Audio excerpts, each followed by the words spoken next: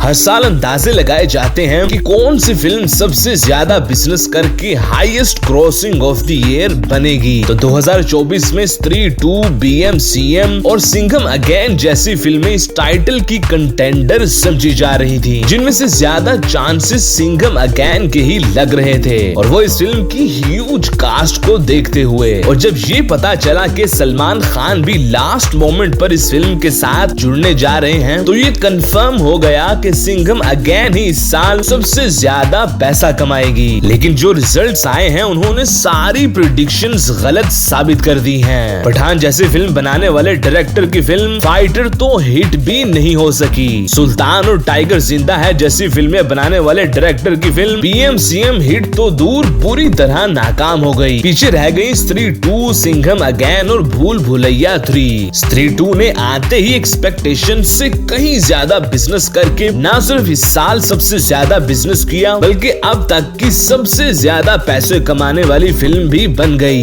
यानी जवान को भी पीछे छोड़ दिया। सिंघम अगेन और भूल भुलैया 3 का काम खराब हुआ क्लैश से। दोनों में ही पोटेंशियल था अच्छा खासा बिजनेस करने का, अगरचे स्त्री 2 को क्रॉस करना मुश्किल लग रहा था, क्योंकि देखा जाए तो अब तक सिर्फ 20 दिनों में ही दोनों फिल्मों ने मिलकर 500 करोड़ से भी ज्यादा का बिजनेस कर लिया है। तो अगर एक फिल्म दिवाली पर रिलीज हुई होती तो डेफिनेटली 500 करोड़ वाले क्लब में शामिल हो सकती थी, लेकिन क्लैश ने सब बर्बाद कर दिया। अब हो सकता है कुछ लोग सोचें कि भाई भूल भुलैया 3 और सिंघम अगेन अगर क्लैश की वजह से अच्छा खासा बिजनेस नहीं कर सकी, तो स्त्री 2 भी क्लैश में ही रिलीज की गई थी। और स्त्री 2 के मुकाबले में तो एक नहीं दो फिल्में थी, एक अक्षय कुमार की खेल खेल में और दूसरी जॉन इब्राहिम की वेदा। लेकिन समझने की बात यह है कि खेल खेल में और वेदा दोनों फ्रेंचाइज फिल्में नहीं थी, न्यू आइडिया के साथ ओरिजिनल फिल्में बनाई गईं, जो स्त्री 2 जैसी कामयाब फ्रेंचाइज और सक्सेसफुल हॉरर कॉमेडी यूनिवर्स के साथ क्लैश कर रही थी,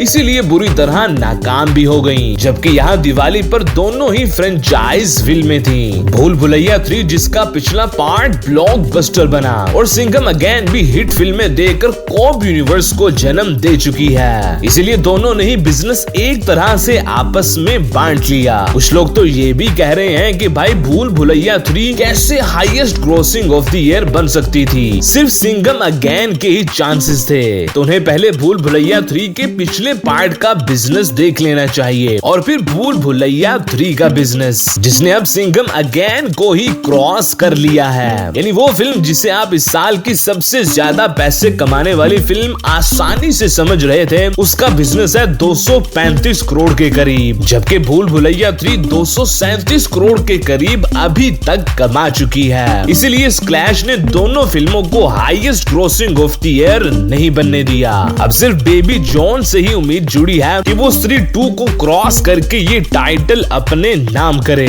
वरना ये साल हॉरर कॉमेडी फिल्म्स के ही नाम होने जा रहा है।